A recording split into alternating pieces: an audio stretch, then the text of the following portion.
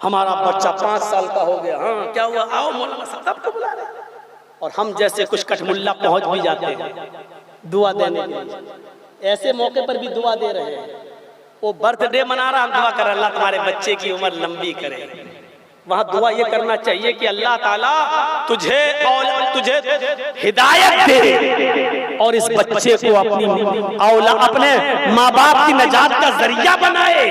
वहां पर गौर करो क्या दुआ देनी चाहिए। केक खाने के लिए मौलवी भी पहुंच जाता है, हैप्पी बर्थडे टू यू। अच्छा अच्छा अच्छा, कितना बड़ा बेवकूफ बाप है जो अपने बच्चे का बर्थडे मना रहा है। मैं समझता हूं कि इस बाप के दिमाग में भैंस का गोबर भरा है। बंगाल वालों, तुम तो गाय खाते हो, तुम्हें तो अक्लमंद होना चाहिए। हम यूपी वालों को थोड़ा कुन दिमाग होना चाहिए, और थोड़ा सा कुन दिमाग है भी, इसलिए तो यूपी के चुनाव में देखो गलती कर बैठे। आप लोगों ने अक्लमंदी का मुजाहरा किया तो आज मौलाना जर्जिस को भी आजादी के साथ बोलने को मिल रहा है। अच्छा सबूत दिया आप लोगों ने। हम लोग हमारे लिए किसी ने कुछ नहीं किया, इसने भी नहीं किया, उसने भी नहीं किया, इसी में उलझे रहे। और आज हालात ये है कि जर्जिस साहब को भी मस्जिद से भी 10 माइक लगे थे, 8 माइक उतरवा लिए गए।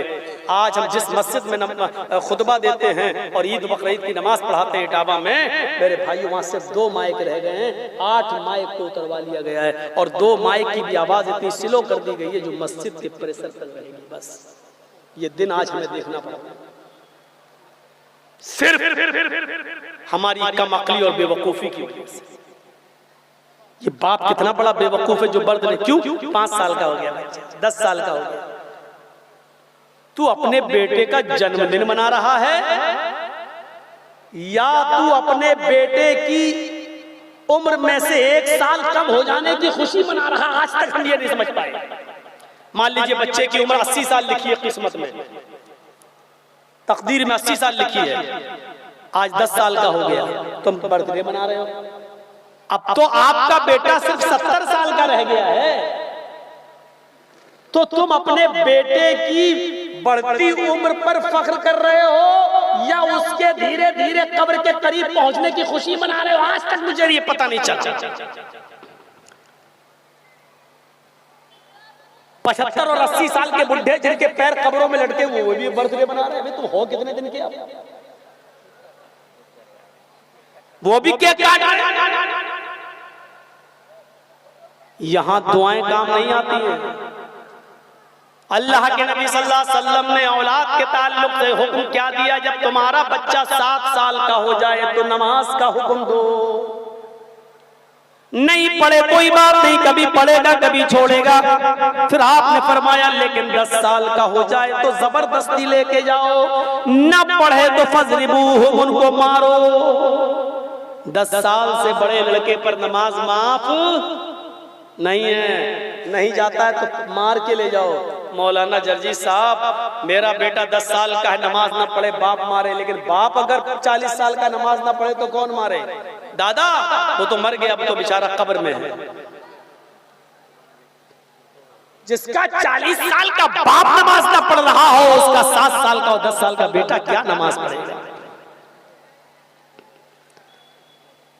हुक्म ये दिया है, ये नहीं कहा कि केक काटो, ये कहा कि नमाज पढ़ो, ले जाओ, आदत डलवाओ उसकी नमाज की। अल्लाह के नबी चाहते हैं कि अगर तुम्हारा बेटा 1-1 साल बड़ा भी होता जाए तो कम से कम जन्नत के करीब जाए, जहन्नम के करीब न जाए। ऐसे अमल करवाए जा रहे हैं, लेकिन हम या अय्युहल्लज़ीना आमनू उदखुलू फिस्सिल्मि काफ़ा, पूरे के पूरे दाखिल हो जाओ।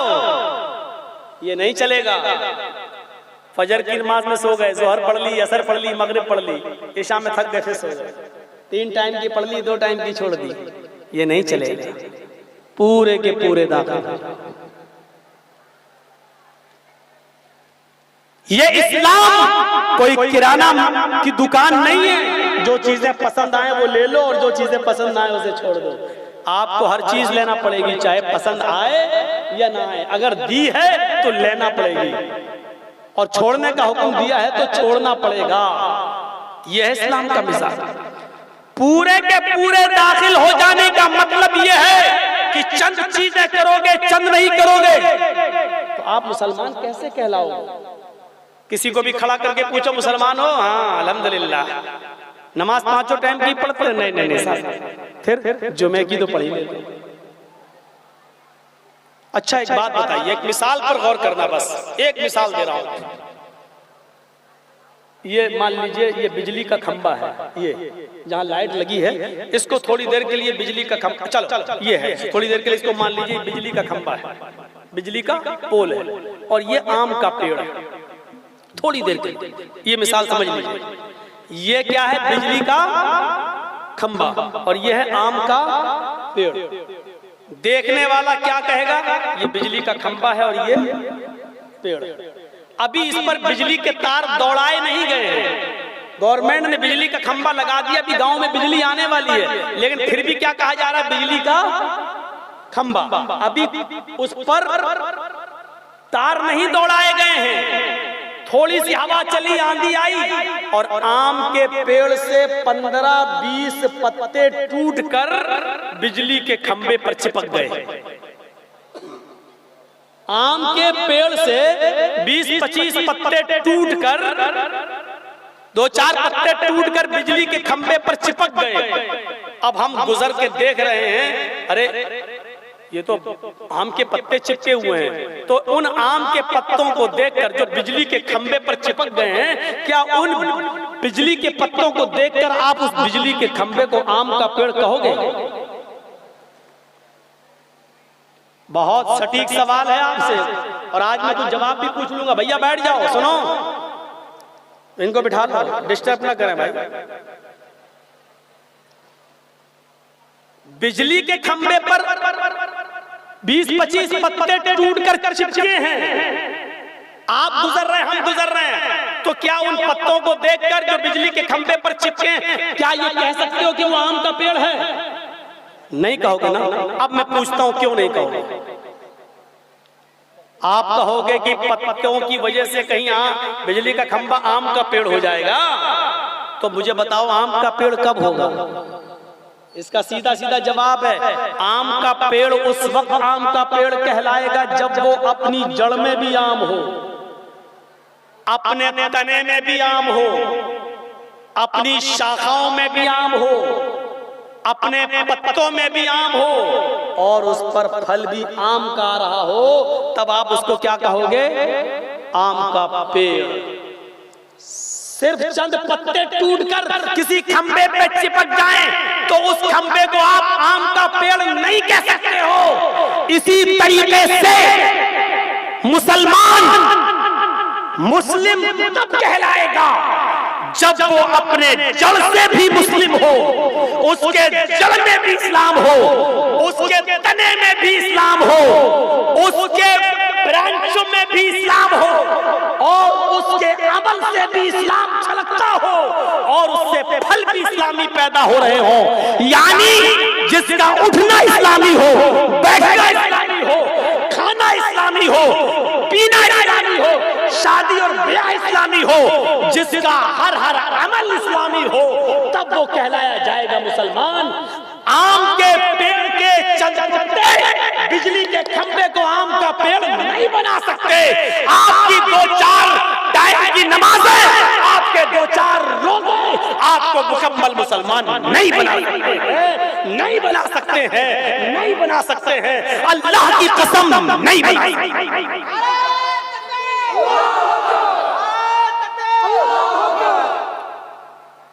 चंद पत्ते जब किसी खंबे को आम का पेड़ नहीं बना सकते, तो हमारी चंद नमाजें और चंद रोजे हमें मुकम्मल मुसलमान क्यों बनाने दें?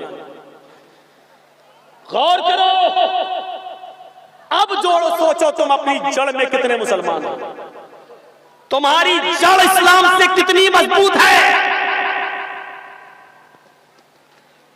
अभी किसी को खड़ा करके पूछूं कि सोने की दुआ क्या है,